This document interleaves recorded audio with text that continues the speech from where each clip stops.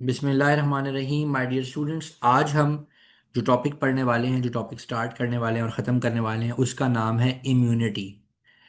तो बस थोड़ा ऐसे मिक्स एंड मैच करके चलेंगे। So far we are done with cells and we are done with biological molecules and today इंशाल्लाह ताला we are going to start immunity, और इम्यूनिटी को हम ख़त्म भी करेंगे। तो चलिए अब हम इसकी बात करते हैं।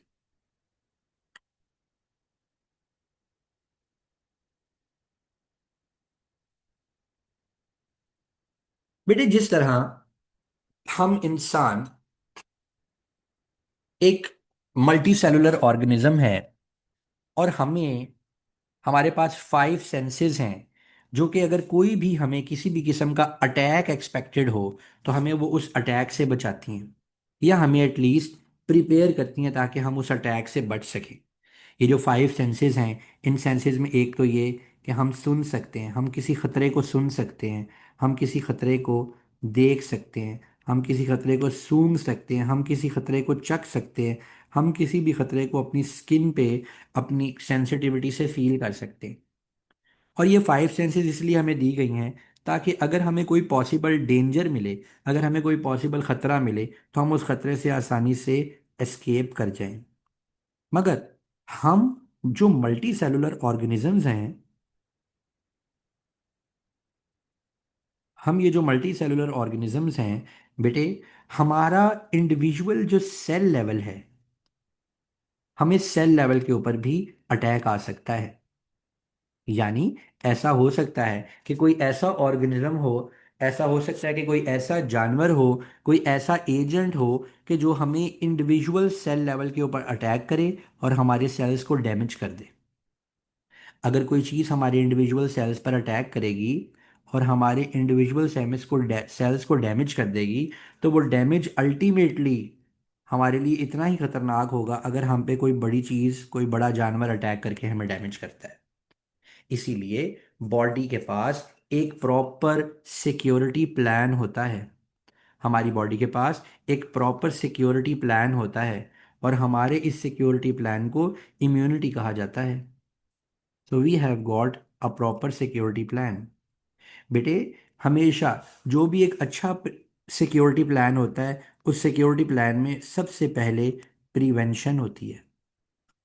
ऐसे मेजर्स लिए जाते हैं कि बॉडी या कोई भी सिस्टम अंडर अटैक आए ही ना, सर्वेलेंसेस की जाती हैं, और ऐसे प्रिवेंटिव मेजर्स या ऐसे प्रिवेंटिव प्लान रखे जाते हैं जिससे ये मेक श्योर हो कि बीमारी हमारे तक या प्रॉब्लम हमारे तक आए ही ना। हम अपनी बॉडी की इम्यूनिटी के हवाले से भी, हमारे पास कुछ ऐसा ही, हमारी बॉडी इस तरह से बिहेव करती है। सो अगर बेटे हमारी बॉडी किसी सेलुलर अटैक के अंदर जाती है, अगर हमारी बॉडी किसी सेलुलर अटैक में जाती है, तो सबसे पहले हमारे जो प्रिवेंटिव मेजर्स हैं, उन प्रिवेंटिव मेजर्स के अंदर आता है हमारा इनेट इम्यूनिटी। इनेट इम्यूनिटी बेटे, ये इनेट इम्यूनिटी ऐसी इम्यूनिटी है, हम इसे कह सकते हैं it is inbuilt immunity of every normal organism. It is an inbuilt immunity of every normal organism. Inbuilt immunity या inbuilt feature of a normal organism.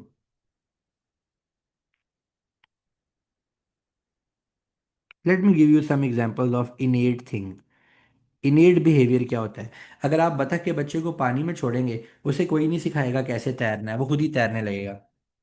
अगर आप किसी परिंदे को हमेशा पिंजरे में कैद रख के हवा में छोड़ दें, उसे कोई नहीं सिखाएगा कैसे उड़ना है, वो खुद ही उड़ने लगेगा। घोड़े का बच्चा पैदा होता है, अपनी माँ के साथ साथ भागने लगता है। किसी भी मैमल का बच्चा पैदा होता है और आप निप्पल लाइक सब्सटेंस उसके मुंह के पास लगाएं तो वो उसको चूसना शुरू कर देता है। कुदरत ने जानवरों के सर्वाइवल के लिए उनको इनेट इम्यूनिटी से नवाजा होता है, उनको इनेट बिहेवियर से नवाजा होता है, और इनेट इम्यूनिटी भी उसी चीज़ का एक हिस्सा है। बेटे, इनेट इम्यूनिटी के अंदर आते हैं बायोलॉजिकल बैरियर्स।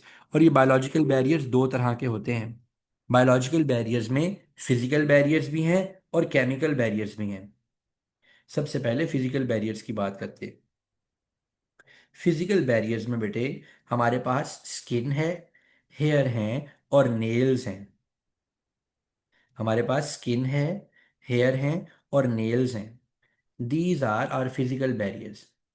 रूटीन में रूटीन में हमारे पास, चूंकि ये स्किन और हमारे बाल और हमारे नाखून होते हैं, बैक्टीरिया या कोई भी ऑर्गेनिजम्स उसकी बॉडी के अंदर एंटर नहीं हो पाते। और उसके बाद आती है बारी केमिकल बैरियर्स की। हमारे पास ये जो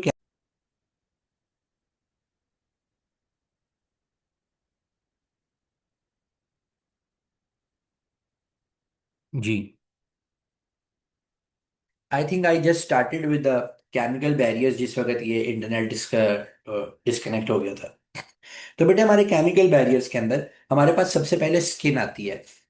हमारी ये जो स्किन है, हमारी स्किन एक ऑयली सिक्रीशन प्रोड्यूस करती है, sebum.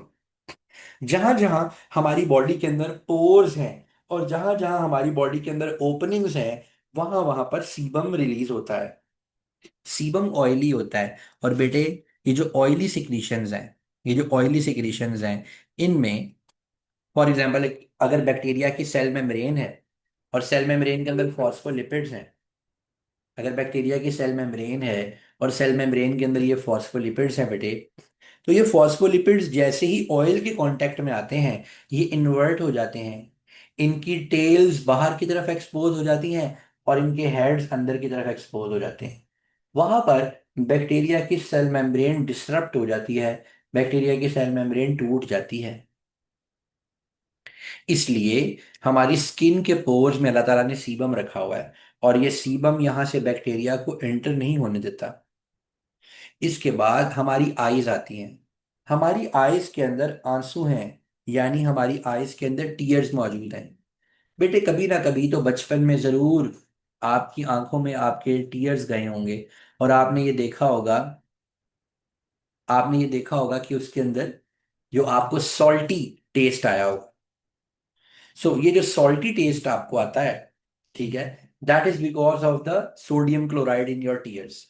And why there is a lot of sodium chloride? Because that makes your tears hypertonic. आप ये जानते हैं कि अगर आप किसी हमारे बॉडी सेल को हाइपरटोनिक सोल्यूशन में डाल दें, तो it starts losing its water. अगर आप इसको किसी हाइपरटोनिक सोल्यूशन में डालेंगे बच्चा जी, तो ये पानी को लूज करना शुरू कर देगा, it will start losing its water. और ये सेल क्रीनेट हो जाएगा, ये सेल श्रिंक हो जाएगा और ये सेल डेड हो जाएगा, इस सेल की मौत वाकया हो जाएगी। इसलिए हमारी आंखों में टीयर्स होते हैं, ताकि अगर हमारी आंखों में टीयर्स होते हैं ताकि अगर हमने क्या कहते हैं कोई बैक्टीरिया हमारी आंखों के जरिए हमारी बॉडी में एंटर होने की कोशिश करे, तो वो हाइपरटोनिक इन्वायरमेंट में अपना वाटर लूज कर दे। उसके बाद बेटे तीसरे नंबर पर आता है हमारा स्टमक। और हमारे स्टमक में मौजूद होता है hydrochloric acid. This hydrochloric acid is called HCl। और ये HCl बड़ा स्ट्रॉन्ग हाइड्रोलाइजिंग एजेंट है। HCl is a strong hydrolysing agent. तो होता क्या है कि जब ये HCl क्या कहते हैं बैक्टीरिया HCl के कांटेक्ट में आता है, तो बैक्टीरिया डिग्रेड हो जाता है, बैक्टीरिया टूट जाता है। उसके बाद बेटे आ जाता है म्यूकस। ये म्यूकस हमारी बॉडी की बहुत सारी ओपनिंग्स में मौजूद होता है।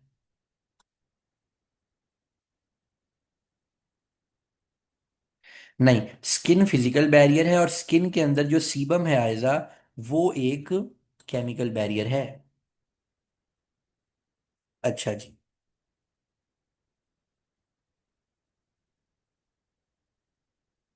ओके।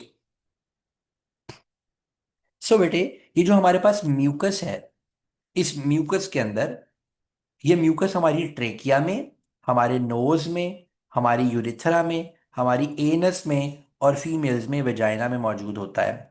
अब ये म्यूकस किस तरह से बैक्टीरिया को प्रिवेंट करता है? ये बैक्टीरिया को इस तरह से प्रिवेंट करता है कि जब फॉर एग्जाम्पल लेट्स से कि यूरिथ्रा के जरिए बैक्टीरिया आपकी बॉडी में एंटर होने की कोशिश कर रहे हैं। अगर बैक्टीरिया यूरिथ्रा के जरिए आपकी बॉडी में एंटर होने की कोशिश कर रहे हैं, तो क्या होता है कि म्यूकस इन बैक्टीरिया को या इन पैथोजेंस को अपने अंदर ट्रैप कर लेता है। जब म्यूकस इसको अपने अंदर ट्रैप करता है, तो जब नया आउटफ्लो आता है, यानी जब ये आदमी दोबारा से यूरिनेशन करेगा, तो वो ट्रैप्ड म्यूकस के साथ जो ट्रैप्ड बैक्टीरिया और जो इस तरह की चीजें हैं, वो भी आउटफ्लो में बाहर निकल जाएंगी। इसीलिए ये म्यूकस भी एक बायोलॉजिक केमिकल बैरियर है, जो कि बैक्टीरिया को आपकी बॉडी में एंटर नहीं होने देता। अगर इस सब के अच्छा, उसके बाद हमारे जो कान हैं, हमारे कानों के अंदर वैक्सी मटेरियल होता है जिसको हम ईयर वैक्स बोलते हैं। और ये ईयर वैक्स भी हमारी बॉडी के अंदर आपके बैक्टीरिया वगैरह को एंटर नहीं होने देती। इसीलिए अगर किसी के कान में पानी चला जाए, तो उसको इन्फेक्शन हो जाती है। हम उसे कहते हैं कि ही इज इन्फेक्टेड। और उस इन्फेक्शन से फिर, क्योंकि वहां पे बैक्टीरिया जो है वो कॉलोनाइज करना शुरू कर देते हैं, वहां बैक्टीरिया रहना शुरू कर देते हैं। अगली बात, अगर बेटे इस सब के बावजूद हमारी बॉडी में पैथोजन एंटर हो जाए, अगर इन तमाम केमिकल और फिजिकल बैरियर्स को क्रॉस करके हमारी बॉडी में बैक्टीरिया एंटर हो जाए, तो प्यारे बच्चों हम इसे कहते हैं कि इन्फेक्शन हो गई है। हम कहते हैं कि इन्फेक्शन हो गई है। और ये जो इन्फेक्शन, सर ये बेसिकली बायोलॉजिकल जो आप बता रहे हैं और जो केमिकल बैरियर में फ़र्क क्या है? केमिकल और फिजिकल बैरियर्स में फ़र्क ये है कि केमिकल बैरियर्स केमिकली बैक्टीरिया या पैथोजन को ब्रेक डाउन करते हैं। जैसे सीबम है, तो वो बैक्टीरिया की सेल मेम्ब्रेन को डिसरप्ट कर देगा।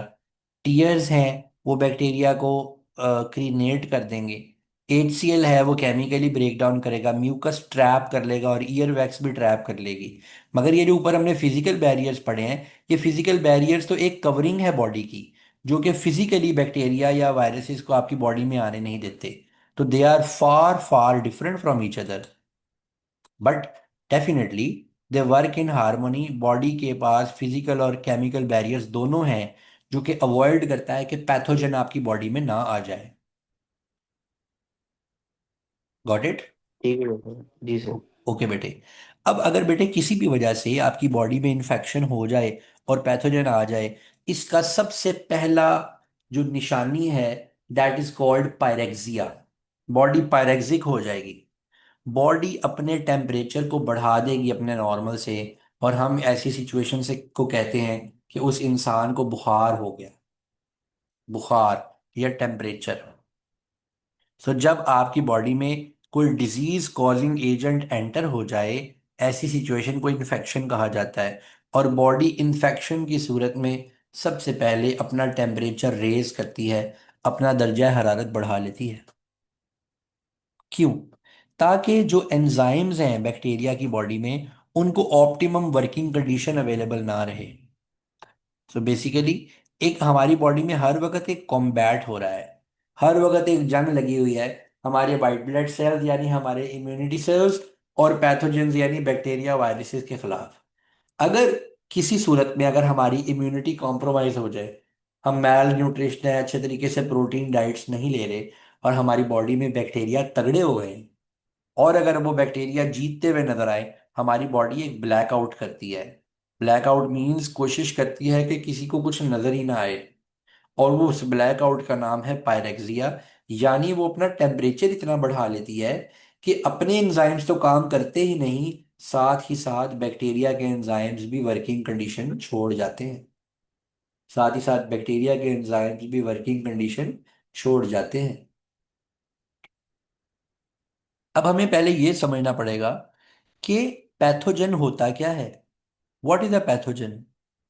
तो बेटे, पैथोजन कोई भी ऐसा एजेंट है जो कि आपकी बॉडी में आए और रिकॉग्नाइज हो जाए कि ये नॉन सेल्फ है, यानी आपकी अपनी बॉडी का सेल ना हो। अगर आपकी बॉडी में बाहर से कोई सेल आ गया और वो आपकी बॉडी में सेटल हो गया, रुक गया, दैट इज अ पैथोजन। अब आपकी बॉडी के जो सेल्स हैं, अब आपके जो फैगोसाइट्स हैं या लिम्फोसाइट्स हैं, वो पहचानते कैसे हैं कि ये अटैकर है? आइडेंटिफिकेशन होती है एंटीजन से। ये जो आइडेंटिफिकेशन है ये एंटीजन से होती है। And these antigens are chemically glycoproteins and glycolipids. So देखते हैं कि पैथोजन है क्या। Pathogen is any organism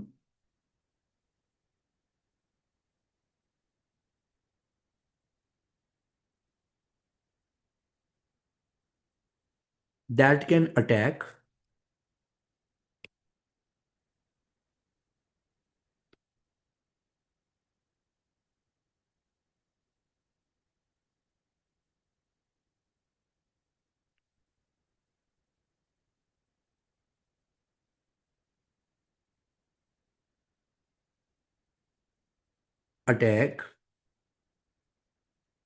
and damage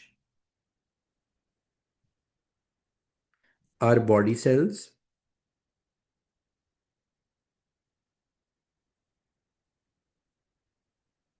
directly or by producing toxins। कोई भी ऐसा ऑर्गेनिज्म, और मुझे ऑर्गेनिज्म के साथ साथ एजेंट भी लिखना चाहिए था, क्योंकि सारे ऑर्गेनिजम्स ही पैथोजन नहीं होते। सारे ऑर्गेनिजम्स ही पैथोजन नहीं होते। तो मुझे यहाँ लिखना चाहिए था कोई भी ऑर्गेनिज्म या एजेंट। तो सवाल ये है, व्हाट इज पैथोजन।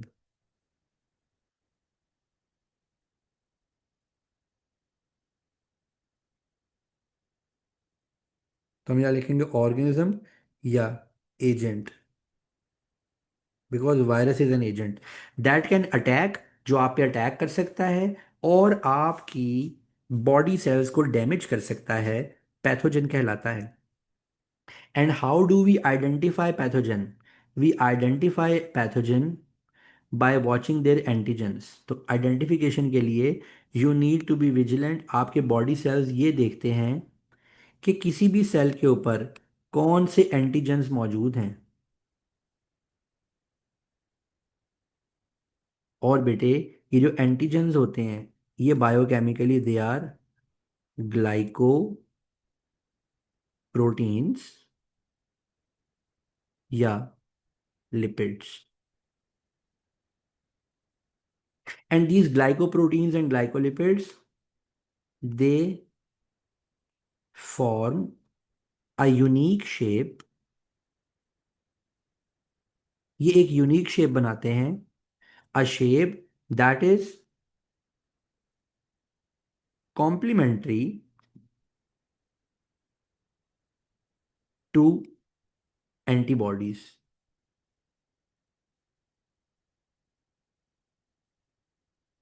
ये antigens they are always complementary to antibodies. ठीक है जी। तो यहां पर ये जो हमने स्ट्रक्चर बनाया है, this structure is a glycoprotein. ठीक है। और इसके अंदर ग्लाइकोलिपिड्स भी होते हैं और इनका एक बेसिक काम होता है आइडेंटिफिकेशन। अगर सेल, कौन से सेल्स, आपकी बॉडी के जो आर्मी है, फैगोसाइट्स या लिम्फोसाइट्स, अगर आपके फैगोसाइट्स या लिम्फोसाइट्स ये देख लें कि इनके पास जो एंटीजेंस हैं वो एंटीजेंस अपनी बॉडी के हैं। ठीक है। अगर वो आइडेंटिफाई करें कि ये हमारे पास these antigens belong to own body, अगर ये एंटीजेंस बिलोंग करते हैं अपनी बॉडी से, तो this cell is regarded as self. This cell is regarded as self.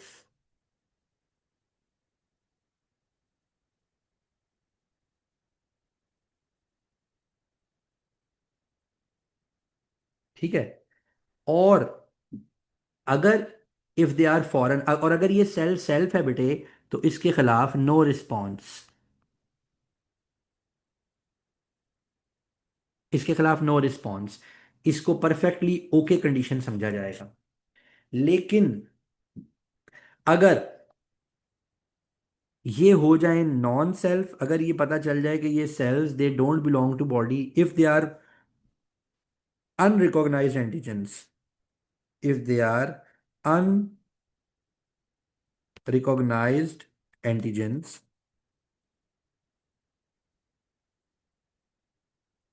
तो बॉडी कहती है दे आर नॉन सेल्फ,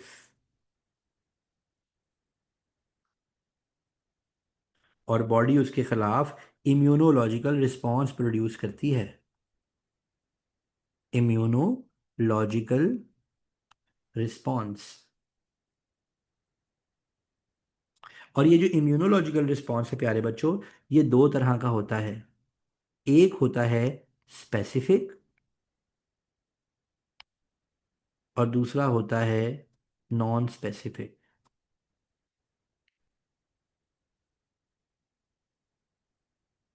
एक होता है स्पेसिफिक और दूसरा होता है नॉन स्पेसिफिक। तो प्यारे बच्चों, हम आपको सबसे पहले पढ़ाएंगे कि नॉन स्पेसिफिक रिस्पॉन्स क्या होता है। आप एक मरतबा इस स्लाइड को देखिए, मैं एक छोटा सा काम कर लूँ।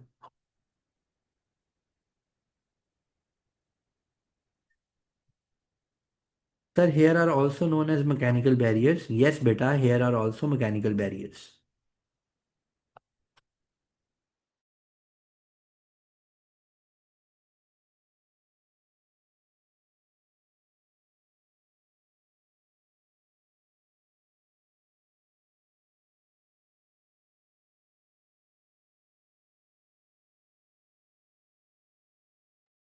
ऑलराइट, अभी हम ये जानेंगे कि ये जो नॉन स्पेसिफिक रिस्पॉन्स है ये होता क्या है। तो बेटे, non specific response actually phagocytosis है। एंड फैगोसाइटोसिस का मतलब होता है ईटिंग ऑफ पैथोजेंस। जो सेल्स ये फैगोसाइटोसिस करते हैं they are called phagocytes. The cells that do phagocytosis are called phagocytes. It is done by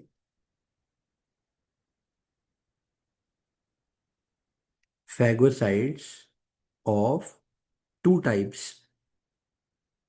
इनकी भी दो टाइप्स हैं। One type is called neutrophils and the other type is called macrophages. Remember, ये दोनों phagocytes हैं और इनका काम है इनगल्फिंग ऑफ पैथोजेंस, यानी ईटिंग ऑफ पैथोजेंस। ये पैथोजन को फिजिकली खा जाते हैं, फिजिकली उसको इनगल्फ कर लेते हैं। इनमें जो पहली टाइप है they are called neutrophils. Neutrophils mobile होते हैं और हमारी पूरी की पूरी जो ब्लड स्ट्रीम है उसके अंदर मूव कर सकते हैं। ये टिश्यू फ्लूइड्स में, ब्लड स्ट्रीम में, हर जगह मूव कर सकते हैं। और ये रिस्पॉन्स देते हैं उस जगह पर पहुंचकर जहां पर कोई ना कोई पैथोजन काम खराब कर रहा होता है या हमें बीमार कर रहा होता है। इसी तरह जो दूसरे हमारे पास फैगोसाइट्स हैं they are called macrophages. These macrophages are actually stationed these macrophages are actually stationed around the vital organs. पहले ये मोनोसाइट्स होते हैं और मोनोसाइट्स के बाद ये मैक्रोफेजेस बनते हैं। और ये क्या कहते हैं, दे आर स्टेशन। और बेटे, ये जो हमारे पास सेल्स हैं हमारे phagocytes, they are actually produced inside your bone marrow. ये आपकी बोन मैरो में प्रोड्यूस होते हैं और वहां से आपकी बॉडी में डिस्ट्रीब्यूट होते हैं। अब प्यारे बच्चों, हम इसका मैकेनिज्म ऑफ एक्शन अंडरस्टैंड करेंगे कि फैगोसाइट्स काम कैसे करते हैं। बेटे, जब भी कोई पैथोजन आपकी बॉडी में आता है, आपके बॉडी सेल्स हिज और वो अटैक करता है आपकी बॉडी सेल्स को। सो लेट्स से कि ये आपका बॉडी सेल था, it was a normal body cell.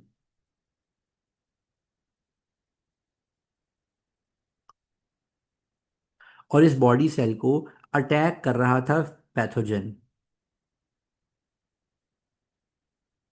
ये जैसे ही पैथोजन इसको अटैक करता है, आपका बॉडी सेल एक केमिकल प्रोड्यूस करता है which is called histamine.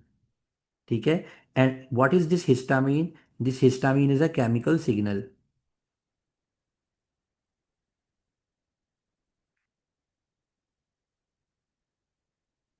This histamine is, प्यारे बच्चों, a chemical signal, and this histamine attracts,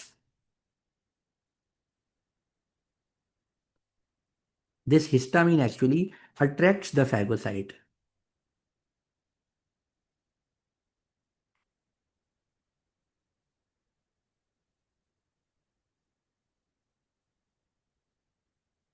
और ये जो अट्रैक्शन है बेटे, ये कीमोटैक्सिस कहलाती है। यानी ये एक केमिकल अट्रैक्शन है। प्रोडक्शन ऑफ हिस्टामीन अट्रैक्ट करती है कि फैगोसाइट इसके पास आए।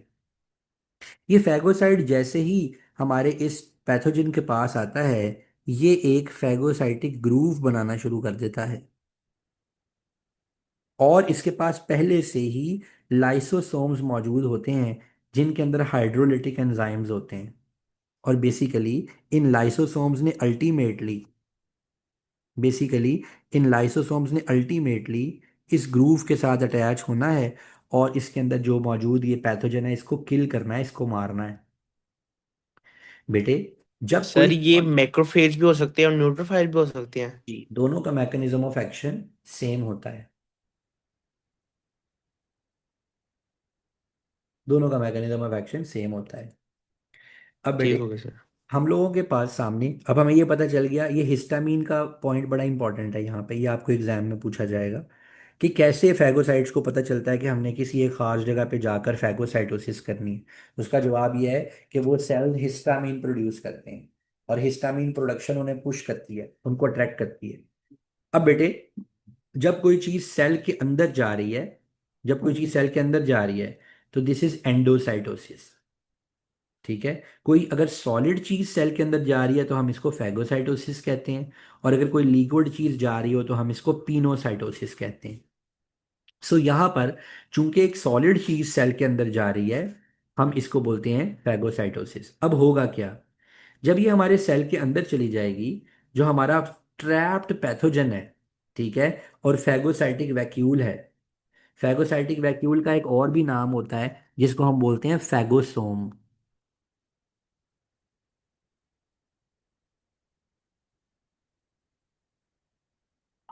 इस फैगोसाइटिक वैक्यूल का एक और नाम है जिसको हम बोलते हैं phagosome.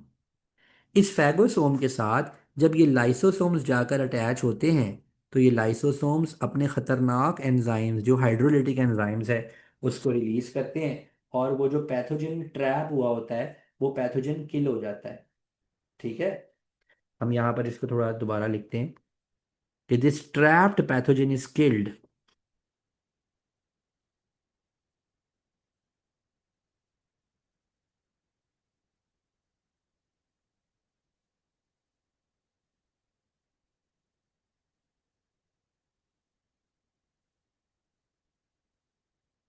This trapped pathogen is killed.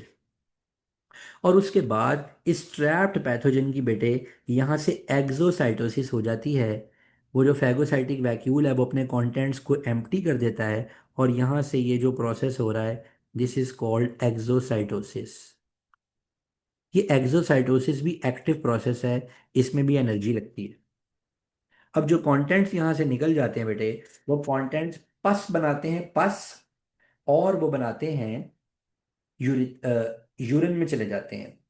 या वो पस हमारी स्किन में पिंपल्स बना देती है, या वो पस हमारी यूरिन में आकर हमारे यूरिथ्रा के जरिए बॉडी से बाहर चली जाती है। इसीलिए अगर किसी आदमी को इन्फेक्शन हुई हो, तो उसके फौरन बाद उसके यूरिन में पस सेल्स इंक्रीज हो जाते हैं। That indicates that that person has undergone an infection. अब ये तो हो गया बेटा मैकेनिज्म ऑफ फैगोसाइटोसिस। एंड आप याद रखिएगा कि ये एक नॉन स्पेसिफिक रिस्पॉन्स है। बॉडी ने ये नहीं देखा कि अटैक करने वाला कौन है। बॉडी ने जस्ट ये देखा कि कोई फॉरेन चीज, कोई फॉरेनर आइटम हमारी बॉडी के अंदर आया है, और बॉडी ने उसके खिलाफ फौरन ही रिस्पॉन्स दे दिया। And it was a non specific response. अब हम इसके बाद मूव करेंगे स्पेसिफिक रिस्पॉन्स की तरफ।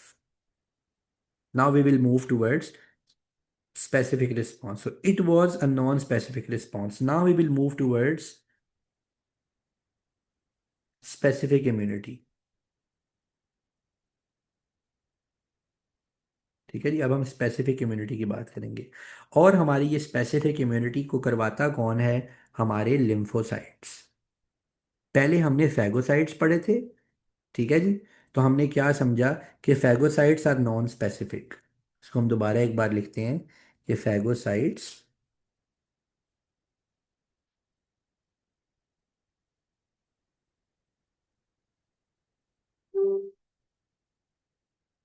Non specific.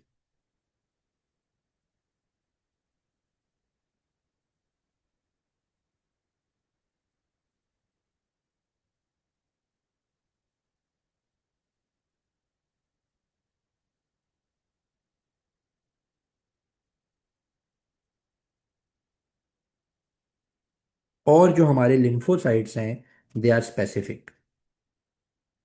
ठीक है, लिम्फोसाइट्स, दे आर स्पेसिफिक। ये एक खास तरह के सेल्स के लिए खास तरह का रिस्पॉन्स देते हैं।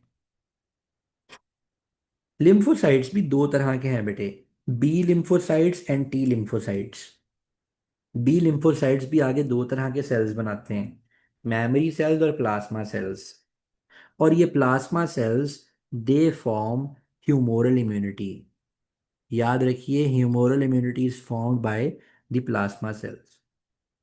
और हेल्पर टी सेल्स और किलर टी सेल्स ये बनाते हैं सेल मीडिएटेड इम्यूनिटी। इसकी इम्यूनिटी का नाम होता है सेल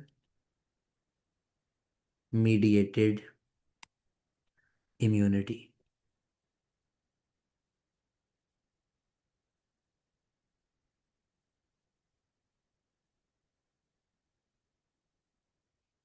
सेल मीडिएटेड इम्यूनिटी।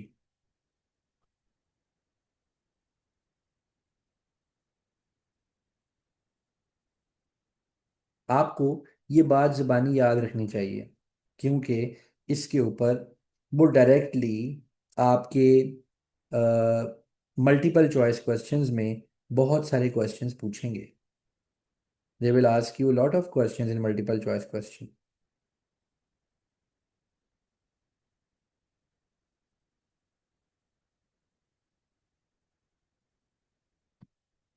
अब हम ये देखते हैं कि हमारी ये जो बी लिम्फोसाइट्स हैं जो कि स्पेसिफिक इम्यूनिटी देते हैं, ये बनते कहाँ हैं? तो B lymphocytes are mainly produced in bone marrow. ठीक है, और इनके अंदर बहुत सारी वेरिएशंस होती हैं। बी लिम्फोसाइट का जो स्ट्रक्चर है, उस स्ट्रक्चर के अंदर एक तो इनकी सेल बॉडी होती है। दो चीजें, एक एंटीजन बाइंडिंग प्रोटीन है और दूसरे नंबर पर इनकी सेल बॉडी है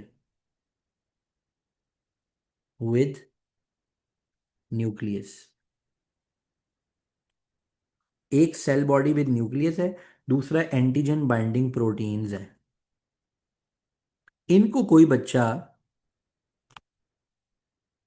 एंटीबॉडीज ना कहे, these are just antigen binding proteins and these are complementary for specific antigens. Let's suppose कि there is an antigen of this shape in the body. ये आपके पास पैथोजन है और इस पैथोजन के ऊपर एंटीजन है। आप जानते हैं ना कि एंटीजेंस क्या होते हैं? These antigens are glycoproteins.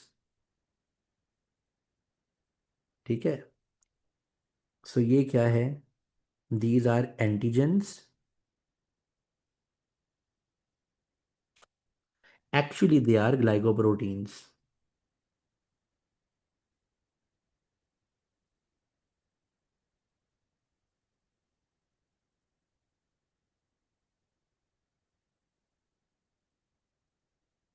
और ये ओवरऑल ये स्ट्रक्चर क्या है?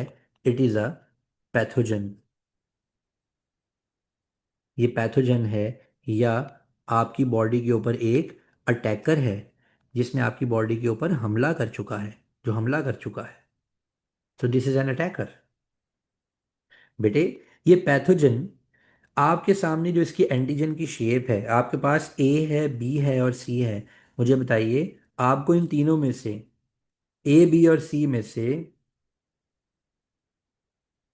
हाँ, you good question Laiba, how do these phagocytes and lymphocytes know whether the antigens are self or non-self? They look at the shape of the antigens and then they decide. They already have an understanding. Whatever antigens are of the same body, they don't produce a response for them. लेकिन अगर कोई ऐसा antigen हो जो कि हमारी अपनी body के सेल्स का एंटीजन नहीं है, तो ये उसको नॉन सेल्फ कंसिडर कर लेते हैं। ये हर वक्त अपने कांटेक्ट में आने वाले सेल्स को स्कैन करते रहते हैं। अब आप देखिए कि आपको इनमें से जो बी है, बी, वो कॉम्प्लीमेंट्री नजर आ रहा है, बिकॉज बी की antigen binding proteins are complementary to the antigens of this pathogen. तो जैसे ही बी इसके साथ अटैच होगा मेरे बेटे, जैसे ही बी